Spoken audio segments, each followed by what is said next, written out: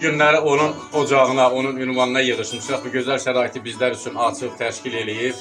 Ürəyindən keçib, Allah canını sağ eləsin. Sizlərin də eyni zamanda canınız sağ olsun ki, bu belə deyək də bizim sözümüzü yerə salmadınız. Bu gözəl, dəyərli vaxtınızı bizə Sözü yerə salmaq olar. Ben söhbət edirsən.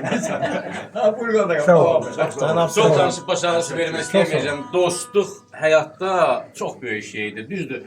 Təəssüflər olsun ki, bu sada dostluq sözü hər yerdə var, amma özü yoxdur. Amma Allahın bugünkü gündən min şükürlər olsun ki, hələ bizim kollektivdə o davam eləyir. O var, ən böyük gözəl xoşbəxtçilikdir. Az olsa var. Arzu eləyirəm, o dostluğu davamiyyətdə olsun. 35 il oldu. İnşallah, inşallah bəlkə də bir 70, 80, 100 ilini vuracaq Allahın izniyle. Pateka kreşi çimidir bizim. Babayım sağ ol. Sağ ol. Allah canını sağ eləsin. Dostluqdan, qardaşlıqdan eksik eləməsin. Tixa, üçüncü mikrofon Tixa. Öpürəm, bağlı. Borçtan çıkıyor vardır. Faizden çıkıldım da.